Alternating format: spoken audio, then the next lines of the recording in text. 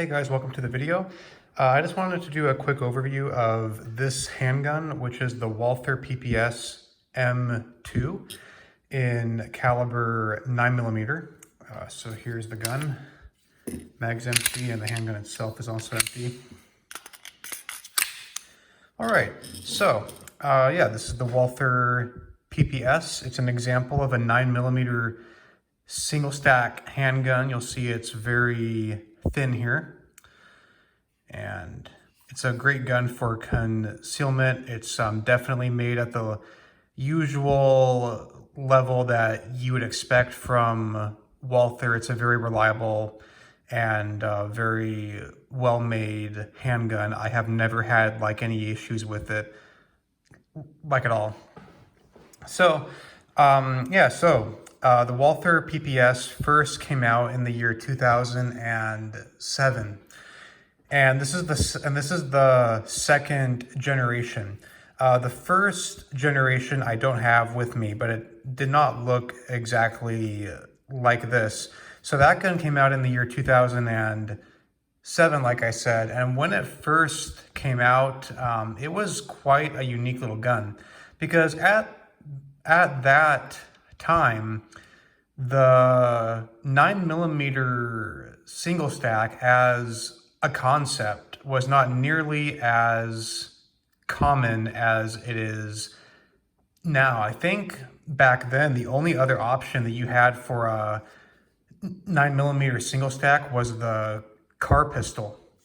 And the Walther, when it was released, it was more like a Glock, whereas the car kind of has a weird double action only system. The Walther PPS was more like a Glock, and then it has more of a single action only. So it was a very unique handgun then, and it was really only after the Walther PPS M1 first hit the shelves that we began seeing all of these other 9mm single stacks, such as the Ruger LCP II, Springfield XDS, Glock 43, the Shield, and all of those guns. So the Walther PPS was kind of the gun that really set everything up for that. However, the Walther PPS M1 was never as successful here in the US as it should have been. It's a very well-made handgun. However, it had the European type of magazine release, which most American shooters don't like. And furthermore, it wasn't the most ergonomic gun. I'm not gonna lie. I don't have one here to show you, but the first generation version to me does not feel the best in the hand. And it also has a huge flaw in the sense that it had a back strap right here on the frame, but if that became loose in any way, the entire gun was rendered completely inoperable. And to me, that's even worse than having a safety lock on your gun, which is also something that I hate.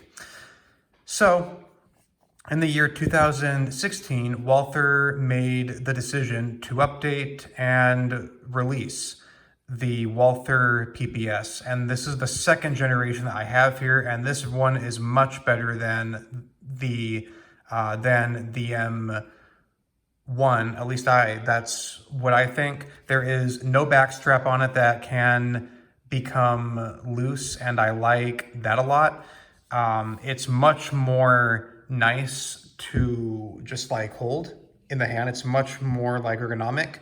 Again, that's my view. Maybe you like the other one more, but I think that this one is extremely ergonomic.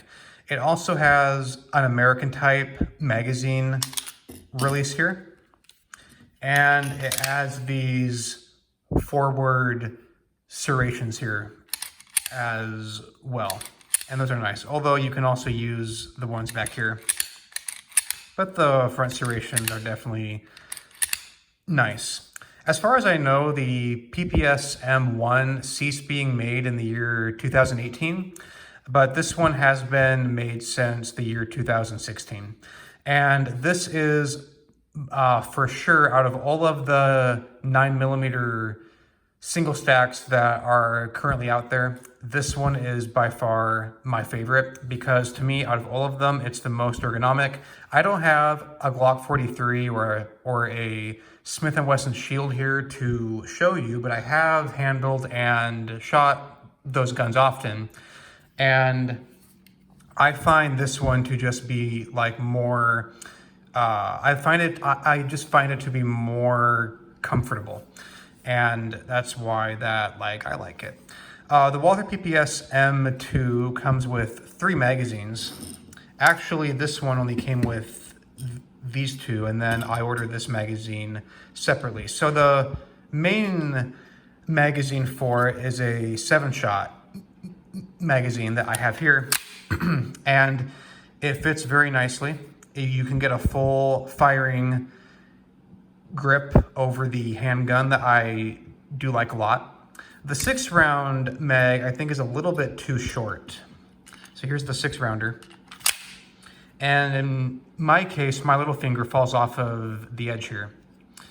And it's good for, it's super good for concealment, but again, it's just not as ergonomic. So there is that. But then again, you have the 8-shot mag, which I think is just a little bit too long. You can get a full firing grip over it, but for concealment, what matters most is the length of the frame, the length of the grip here. And I personally find this to just be a little bit too long for that. So to me, the 7-shot magazine is the sweet spot.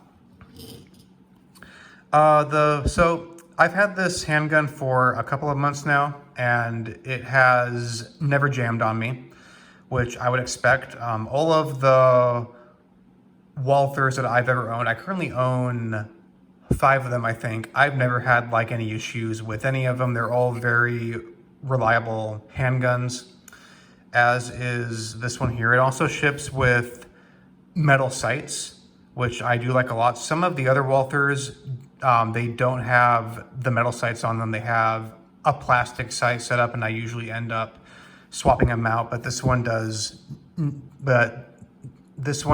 not have that, and I like that a lot.